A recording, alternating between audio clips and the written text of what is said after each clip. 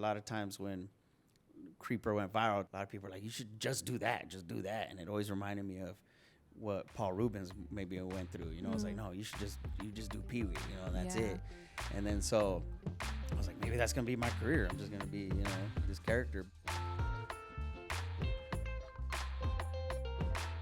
I'm Julia Paskin for LAist, and my guest today is a stand-up comedian and an actor from Los Angeles. You may know him from his character Creeper, who's been making people laugh online for many years in his videos, the CholoFit series. He also played a main character in, that's right, in the Hulu series This Fool, and in October he debuted a new stand-up special on the same streamer called Damn, That's Crazy. Whenever a Mexican in my neighborhood or family would ask you a question and you would give them the answer, their response would always be the same, bro, every time. Just, damn, that's crazy. Like, what?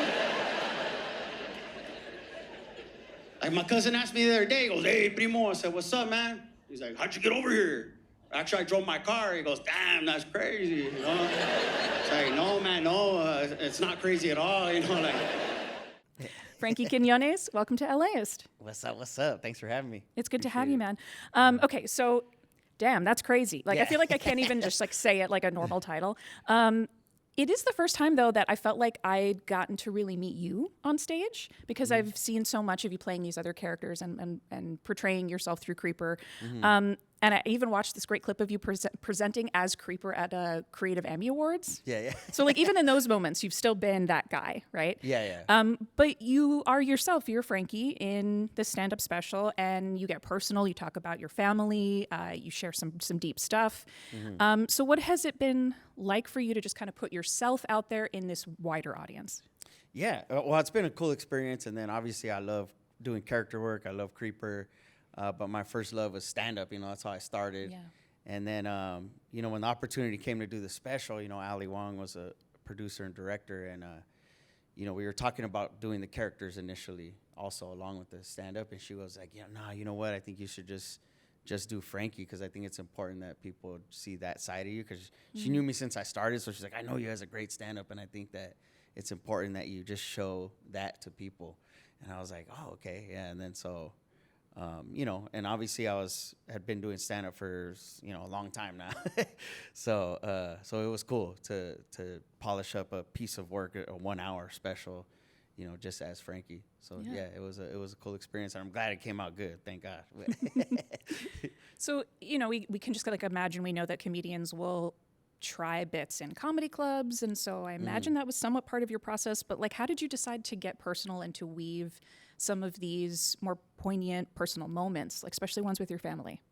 Yeah, I would say just because it was things I was going through personally, you know, recently, the last few years. And so, you know, to me, like a good stand-up is like within the first minute or two, you kind of know who that person is, and it's like, all right, what ride are you gonna take me on? So as the years went on of doing stand-up, I started peeling more and more layers back, you know, kind of like an onion or something, you know, but, you know, and showing more deeper sides of myself. And then, you know, as my life went, I was battling things, battled addiction, you know, got sober, started going to therapy, like started opening up about these things, and then it created these waves in my family. So it was, you know, obviously the challenge is to make those things funny, and then I was able to do that. So yeah, it was cool. It's kind of like taking it to the next level, or just kind of being open about things that a lot of people could relate to, but most importantly, making it funny, you know, like, so yeah, that was cool. And sorry, excuse me. And in this special, you talk about how as a kid you started to create characters as a form of escape. So it's like kind of like a coping mechanism, and I think a lot of comedians say that, and a lot of people who kind of lean towards humor were really hurting inside, right? Right. So it's a cliche, but like it's very true. But now you mentioned therapy. You have access to mental health knowledge in a different way. How does comedy relate to your mental health today? Yeah, well, it's like you said, like, you know, you go through stuff as a kid, you want to find an escape. You know, I had nobody to talk to at that time, like certain stuff I was going through. And so getting validation from people, making people laugh, being the class clown was like my survival technique, you know? So, but yeah, it wasn't until I got older when you start realizing like that's why, you know? And then obviously alcohol and drugs were another escape, and then just humor. And then and then all of a sudden you get to a point where, oh shoot, like you realize what the real issues are and things that you have to work out, and then you get educated on like, things like therapy and processing trauma and childhood trauma and all that stuff. And I'm like, oh gosh, oh yeah, I have all those things. And it's, we all do. Yeah, so it's been a good experience, obviously, just to work on myself in that way, because I was always like kind of like work hard. I was a starving artist for a long time, so I was always kind of like, well, if I get on a TV show or if I become a headliner, like I'll feel a certain way. And then you think it's gonna like take away these demons or these problems, and then it doesn't, and it just kind of makes them strong and makes them like the worst they ever have. So I don't know. I'm grateful that I had humor as an outlet and stand up as an outlet to get work through some of these things, But mostly it was like the stuff I was doing personally, like, and then I created waves with my family and all, created this like healthy like thing. But I don't know. I think being able to harness all that and then put it into my stand up was a cool experience, So I don't know. I think it'll always have like a big influence on what I talk about on stage, So. And you talk about your family. Did you give them a heads up? Like, I've always wondered when comedians get personal. Yeah. Like I make a small reference on the radio about someone I know, and I'm like, oh my God, I hope they're not mad at me. So do they ever get mad?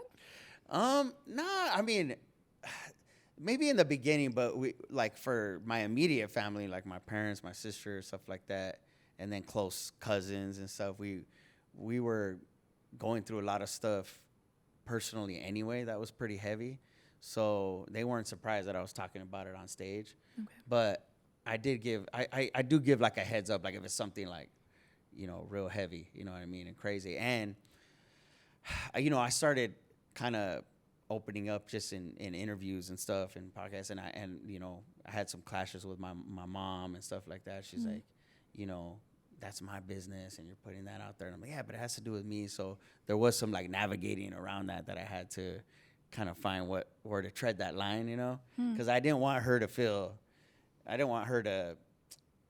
like I was unjustly putting her business out there, you know what I mean? But if it had directly to do with me and something that people could relate to or possibly help other people, then we both got to a place where like, okay, here's where we can, here's things we can open up about, and here's things that I'll respect your request of not mentioning this, or, things that she went through stuff as a kid, and then I ended up going through stuff as a kid. So it's just like that generational thing, that, maybe I opened up about a little too much sometimes, and she kind of pulled me back. She's like, yo, and I'm like, all right.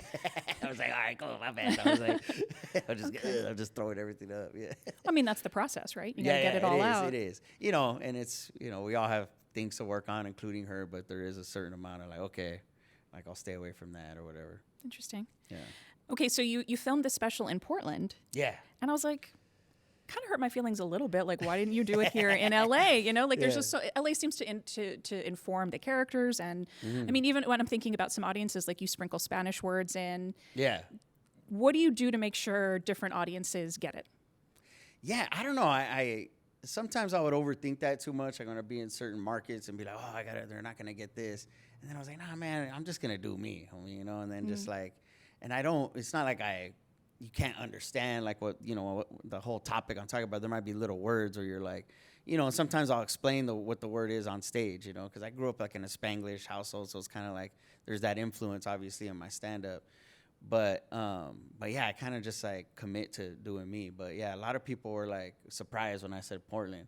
But like Portland's a great comedy town, man, and there's a lot there's a lot of it's pretty diverse, and they're just like, I'd always sell out there every year. There's a lot of people that migrated from LA to Portland too. But yeah, I'm always, I'm in LA all the time, so I'm always working out and, material and stuff like that. So I was like, I think I want to do it in another city. I was either going to do Denver or Portland. And then I purposely like sat out a year and a half from going to Portland so I could anticipate doing my special there. You made them hungry for Frankie. Yeah, and it worked. It was cool. We did 2 sold out shows at this place called Revolution Hall, and the crowd was great, man. It was a good time. Yeah. You mentioned working on stuff here in LA. Are there any clubs that you prefer to work on your stuff? No, I mean, home clubs are Hollywood Improv, Comedy Store, and then, the Laugh Factory. Those are like the three, big ones. But, obviously there's a lot of other places that have comedy nights or rooms, and I love just going around town and doing it and then working out my new stuff. But yeah, my mom and dad were diehard stand-up fans, so then when they were dating, they would go to the comedy store, the Hollywood Improv, Laugh Factory. So now they see my name up on the wall at the comedy store, so it's kind of cool for them because they used to go on dates there, and now their son is like on the wall. So That's really cool. Yeah, it's really cool. Did they have a favorite? And that, was there one stand-up comedian you remember a lot on in the home?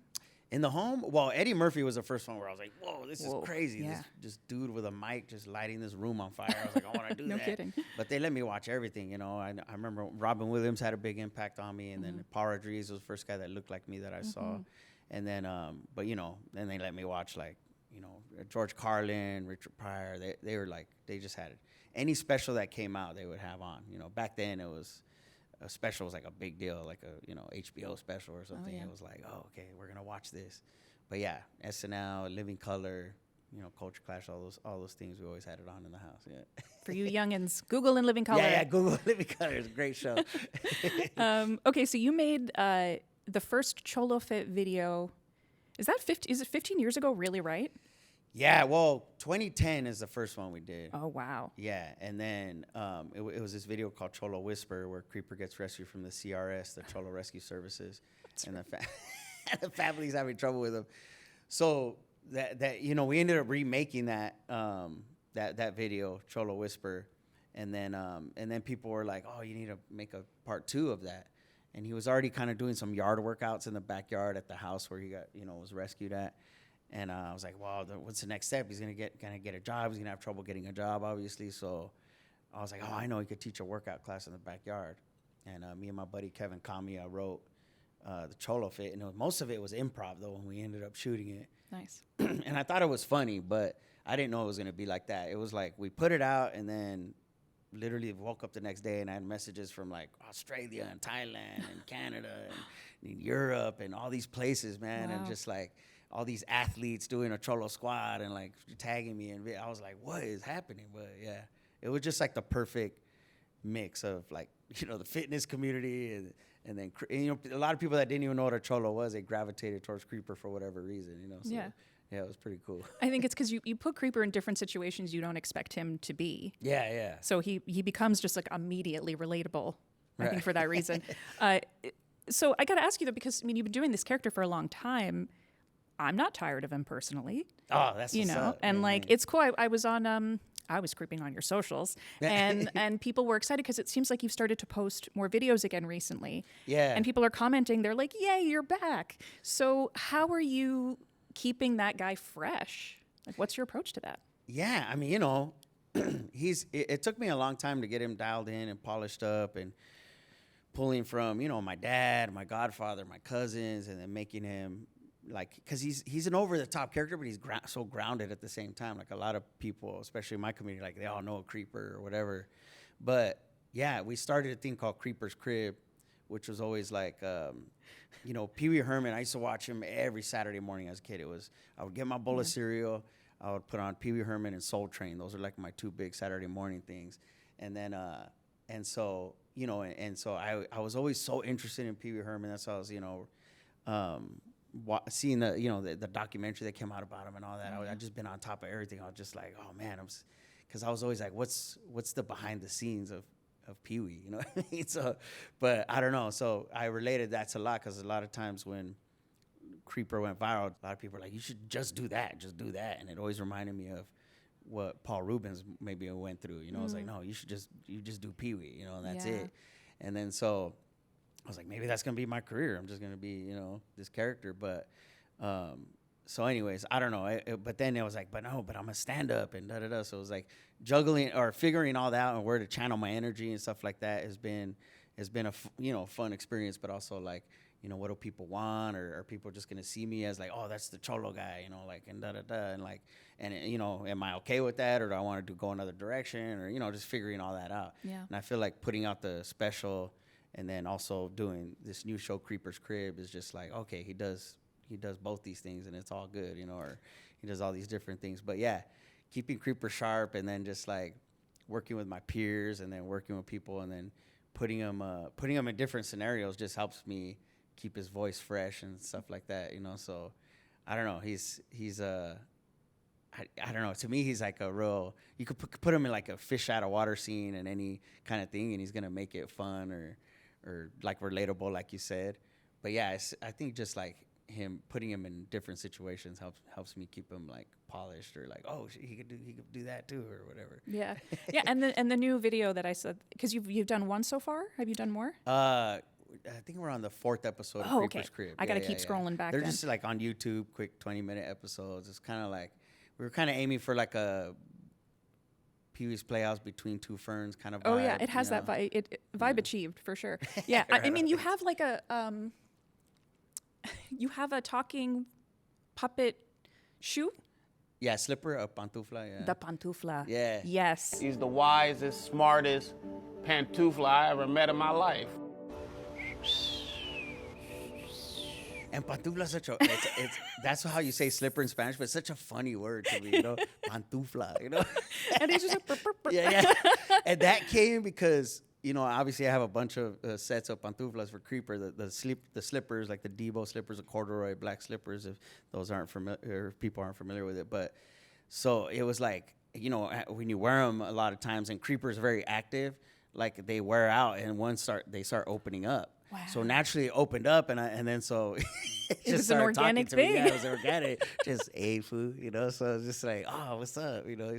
So it just came to life, and then it's so funny because people people love pantufla, the slipper. Even like I got messages from like this middle-aged white lady in like Wisconsin. She's like, "Oh, honey, I love pantufla," and just the sound of his voice, and I'm just like, "This is wow." He's like Steve Urkel in Creeper's Crib, you know? Yeah, he's reaching the people. Yeah.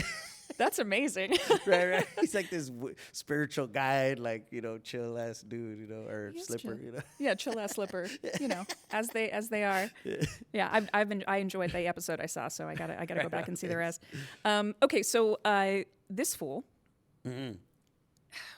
So sad that it didn't get to continue. Yeah. Because it was unique, and you know, from an LA perspective, like Right. you made a lot of us feel seen, even people who don't come from the same background. We just kind of were like feeling the vibe. Yeah. So the show ran for 2 seasons, really LA specific. You play the character of Luis. He's the older cousin to fellow actor and comedian Chris Estrada's character Julio. Luis has just gotten out of prison. He moves in with Julio and his family, and we have a clip. It's one of the first scenes where Julio comes to pick Luis up after he gets out. Damn, my boy. I haven't seen you in forever. Hey, for real though, why does your body still look 19, but your face looks 56, fool? Yep. You got Edward James Olmos face. Welcome back, Paul. I missed you too. So this fool was really beloved and acclaimed, but it was canceled last year after a 2nd season. So tell us, what did being a part of the show mean for you creatively and for your career? Oh, yeah. That show was like a dream come true. It's probably the thing I'm most proud of. You know, it was a long time in the making. You know, Chris, after CholoFit went viral, I was able to start touring and you know, headlining clubs, and Chris would tour with me. He would open for me. And so, I don't know, from the beginning, it was just like, I just had a good feeling. And then, you know, the authenticity was like number one, because like a lot of times you see our stuff on TV and like something's always a little bit off, like whether it's the dialogue or the wardrobe, even like something, you know.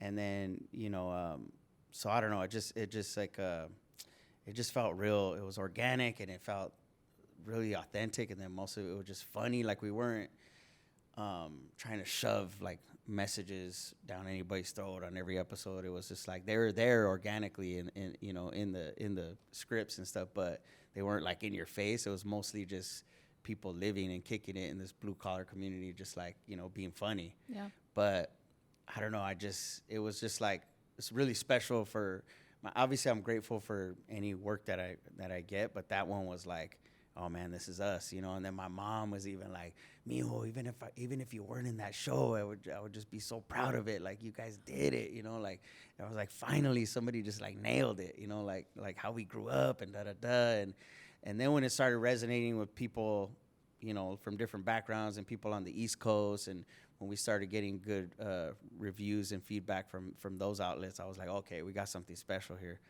you know. So yeah, so when it ended, you know, it was, it was heartbreaking. I'm not gonna lie, you know, it hurt, but I still push it out there. It's still there, you know. It's still 2 seasons of a show, and a lot of people would be like, man, that show's still gonna be appreciated 10 years from now. You know what I mean? So I just hope that people keep rewatching it, keep spreading the word and sharing it. But like I said, it's the thing I'm most proud of because I feel like we just nailed it. You know, it's got perfect score on Rotten Tomatoes and all that stuff, and just people like wanted to be inside that world. You know, when I see people in public too, they're just like, you see the look in their eyes. They feel like they know you already, or just like, oh man, this boy, I watched the 2 seasons 10 times already. And da, da, da. So it's like, yeah, I'm just really proud of it, and it was really special, not only for myself but for my family, and you know, and stuff like that. Yeah, it was cool. That's awesome. Yeah, it feels like it could become one of those comfort shows where you do, you know, watch it just to go to sleep or just to kind of have company on while you're cleaning the house. Or if you don't watch it for a while, then you watch it again, you're like, oh man, yeah. I enjoyed it a lot. Oh, right and I could see it coming back in some iteration. You guys should do a movie. Yeah, I mean, I've fantasized about it coming back or it, you know, something. But yeah, it was a beloved show, even by everybody at Hulu. You know, they all wanted. There was a lot of people fighting there for another season, but unfortunately, it wasn't to be. But at least we got to do 2 seasons of it. You know. So. Yeah, absolutely, that's the win. So yeah, it's very LA informed. So I want to ask you about Los Angeles. Mm-hmm. So tell us a little bit about. So you grew up all over LA. I see here San Fernando, Chatsworth, Oxnard, Camarillo, and Ventura. Yeah. Well, I went to high school in Ventura, so I didn't live there, but we drove there. I was a pretty good. That's right.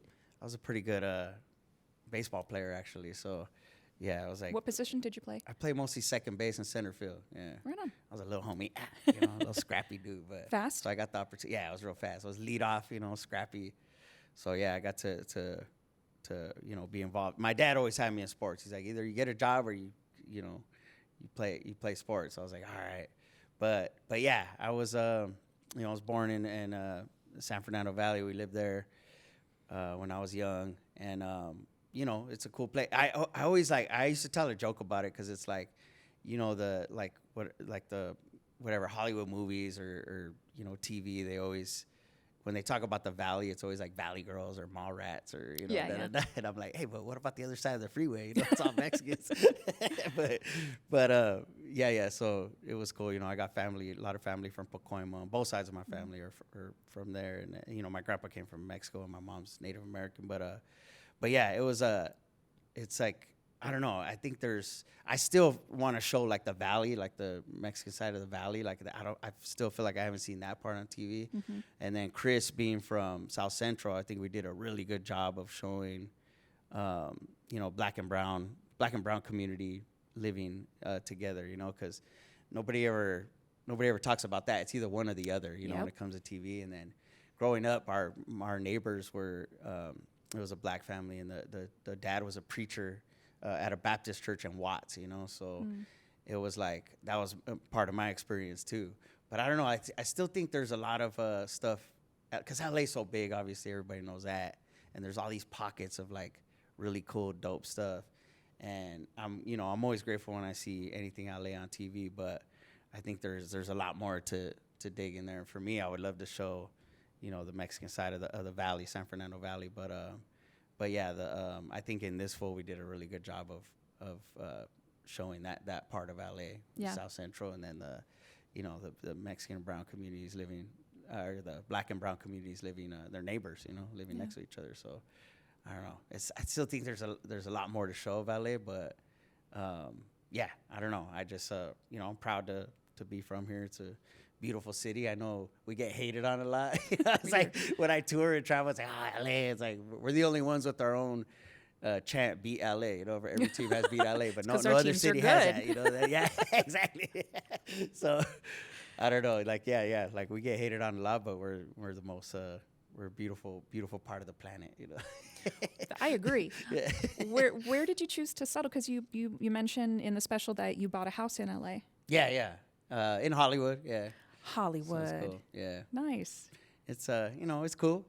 my buildings. I don't live in the Hollywood Hills, you know, but it's For the record. So you know, there's a lot of crackheads and broken dreams on my block. The but real it's- Hollywood. the real Hollywood, the grimy Hollywood. Yeah. But you know, my pad is nice. I'm grateful for that. That's great. But yeah, it's cool. Yeah, I know a lot of my cousins are like, because sometimes it's like, you know, they call it over the hill, you know, from the valley to, which you probably know that, but like, oh, you're over the hill, like literally which over. is, yeah, a hill. from the valley, and it's like 15 minutes, dude. Yeah. You know, like, you know, But whatever, without from- traffic. Yeah, Yeah. from the valley to, you know, Hollywood is like not far at all for those that don't know. But Yeah. it was like, oh, you're moving to Hollywood, like you're over there. But then they went to my house and oh, you're in this Hollywood. But yeah, no, it's nice. So I'm grateful. Why did you choose to live there?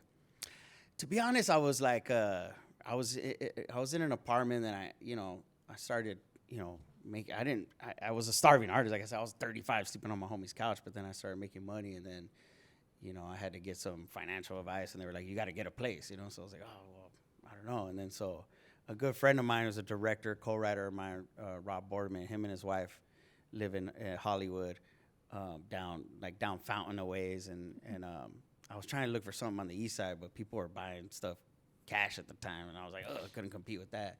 So I just was just house shopping. And then where I'm at too is close to the comedy clubs. Oh, yeah. So that was real convenient. It was like, it's like 5 minutes to the store, the Laugh Factory, the Improv. So I was like, that's really convenient. You know what I'm saying? So Yeah. I'm just like, bat.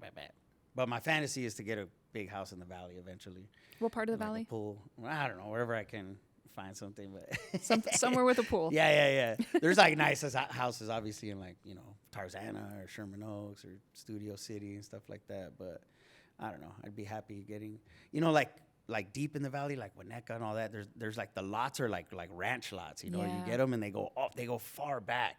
You know, even in, you know, yeah. There's spots in the valley where they're like regular neighborhoods, but fools will have horses in the valley. I was just going to say, they have horses there. Like when we used to live in Chatsworth, there'd be like fools at the red lights that were on horseback, you know? I tripped I'm out the like, first "Hey, time I that's saw crazy." that. Yeah. I was like, what the? Are you lost? Yeah. Apparently I was lost. So maybe somewhere where you can have a little more space. Right. Yeah, for sure.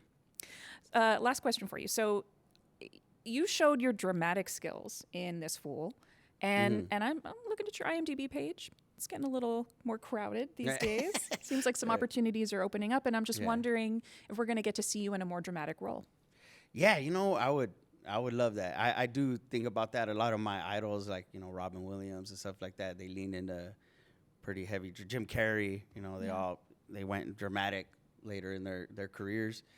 But yeah, you know, when I started acting, I fell in love with it. You know what I mean? Like stand-up was my first love, but I was like, you know, it doesn't translate for a lot of people to go. You don't naturally go from stand-up to being like a good actor.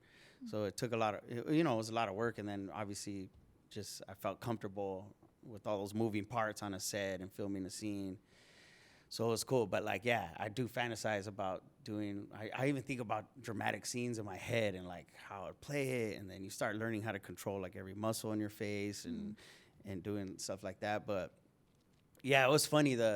One of the creators of Walking Dead is a big CholoFit fan of Creeper. And that's how I ended up getting a role in The Ones Who Live. It's a spinoff of Walking Dead. Yeah. So I showed up to we shot it in New Jersey, and I show up out there, and I'm like I'm thinking I'm the comic relief, you know, so I'm like punching up the lines and da-da-da. And I show up, and they're like, no, dude, like this is like, you're like, you know, Rick Grimes, the main character played by Andrew Lincoln, great guy. Wow. He was like, you're playing like his best friend, and you're helping him through this like crazy stuff. And I was like, oh, okay, like, wow. And so the fact that they trusted me with that was like pretty cool. And then the performance went really good.